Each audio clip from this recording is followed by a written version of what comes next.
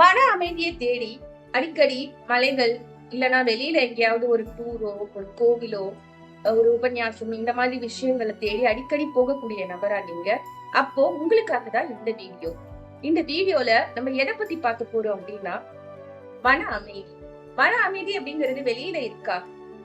ஒரு மலையிலயோ இல்ல ஒரு ஆசிரமத்திலயோ இல்ல ஏதோ ஒரு கோவில் குளத்திலயோ கிடைக்கக்கூடிய விஷயமா? அது ஒரு பொருளா? கிடையாது. அது உள்ள இருந்து தோன்றக்கூடிய ஒரு அமைதியான ஒரு உணர்வு. அந்த உணர்வை நம்மளே உட்கார்ந்த இடத்துல இருந்தே, நம்ம இருக்கிற இடத்துல இருந்தே, நம்ம வீட்டுல இருந்தே நம்மளால கிரியேட் பண்ணிக்க முடியும். அது எப்படிங்கிறது தான் இந்த வீடியோல நம்ம பார்க்க போறோம். இந்த வீடியோ உங்களுக்கு யூஸ்ஃபுல்லா இருக்கும் அப்படின்னு தோணுச்சுன்னா இந்த வீடியோவுக்கு லைக் கொடுத்துட்டு கண்டினியூ பண்ணுங்க. வாங்க அந்த 3 விஷயங்கள் என்ன அப்படிங்கறத நம்ம ஆர்டர் படி பார்க்கலாம். முதல்ல நம்ம பண்ண வேண்டிய விஷயம் விழிப்புணர்வு.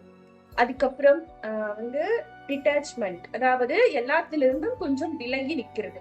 3வது அகத்தேடல், அதாவது உள்ள உற்று நோக்குது, நமக்குள்ள என்ன இருக்கு அப்படிங்கறத உற்று நோக்குது. இந்த 3 விஷயமுமே நமக்கான மன அமைதியை இன்க்ரீஸ் பண்ணும். அது எப்படி அப்படிங்கறத இன்னும் கொஞ்சம் டீட்டெயிலா பார்க்கலாம். இதுல உங்களுக்கு ஏதாவது சந்தேகம் இருந்தா அதை எனக்கு கமெண்ட்ல நீங்க கேட்கலாம். முதல்ல விழிப்புணர்வு. விழிப்புணர்வு அப்படின்னா என்ன? எப்ப பார்த்தாலும் கண்ணை முழிச்சுட்டு உட்கார்ந்துட்டு இருக்கிறதா, இல்ல சுத்தி என்ன நடக்குது அப்படின்னு டென்ஷனோட கவனிச்சுட்டு இருக்கிறதா, அவன் என்ன பண்ணா, இவன் என்ன பண்ணா, அவன் எங்க போனா, இவன் எங்க வந்தா, இவன் எப்படி சொல்றான், இதெல்லாம் பத்தி யோசிச்சுக்கிட்டே இருக்கிறதா. நிறைய மக்கள் அப்படித்தான் தவறா புரிஞ்சுக்கிறாங்க. விழிப்புணர்வு அப்படிங்கறத என்ன அப்படிங்கிறதுக்கான ஒரு தெளிவு அவங்க கிட்ட இருக்கிறது இல்ல. விழிப்புணர்வு அப்படிங்கிறது நம்ம இப்போ இருக்கிற இந்த பிரசன்ட் மூமெண்ட்டை முழுமையா அனுபவிக்கிறது. கண், காது, மூக்கு, செவி, ஐம்புலன்கள் சொல்லுவாங்க இல்லையா? இந்த ஐம்புலன்களையும் நிகழ்காலத்துல ஒன்றே நம்ம பழக்கப்படுத்தும் பொழுது அதுதான் விழிப்புணர்வா மாறுது. அந்த ஒவ்வொரு நிமிஷத்தையும் நம்ம அனுபவிச்சு கடக்கும் பொழுது நம்மளுடைய மனம் நிகழ்காலத்தில் ஒன்று நிற்குது. ஆனா நம்ம என்ன பண்றோம்?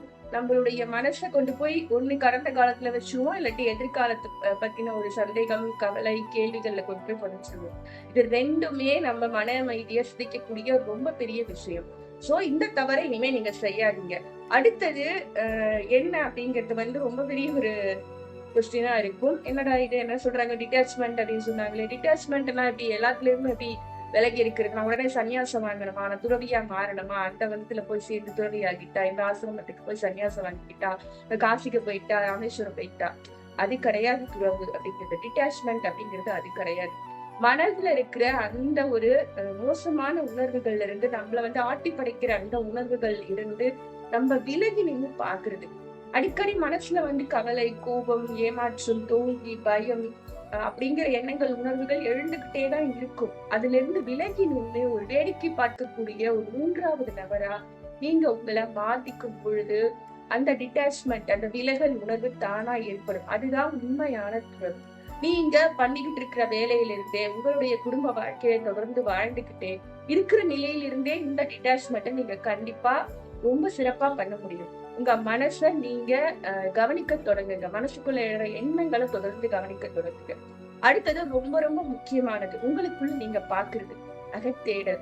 இது என்னது? இது அகத்தேடல்ல என்ன? எனக்குள்ள என்ன இருக்கு? உடம்பு இருக்கு, கை கால் இருக்கு, உள்ளுக்குள்ள இதயம் இருக்கு, நுரையீரல் இருக்கு, ரத்தம் இருக்கு, சதை இருக்கு, இதில் போய் என்ன தேடுறது அப்படின்னு நமக்கு கேள்விகள் எழலாம். டைரக்டா மீனிங் அப்படிதான் நம்ம எடுத்துப்போம், தவறு இல்லை. ஆனா மனம்தான் எல்லாத்தையும் இயக்கக்கூடிய மிக முக்கியமான சூப்பர் பவர். இந்த சூப்பர் பவரை நம்ம எப்படி கையாளுறோம் அப்படிங்கிறதுக்கு அதுலதான் நம்ம ஒரு வாழ்க்கையே இருக்கு. அதை எப்படி கையாளுறோம் அப்படிங்கிறதுக்கு ரொம்ப ஒரு உதவியா இருக்கிற ஒரு கருவி என்னன்னா நம்மளுடைய உணர்வுகள்.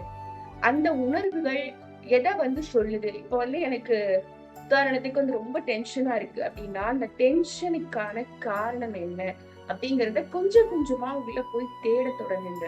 அந்த கேள்வி உங்களுக்குள்ள ஆழமா போகுது. அந்த டென்ஷனுக்கான பதில் தானா உள்ளிருந்து உங்களுக்கு வரும்.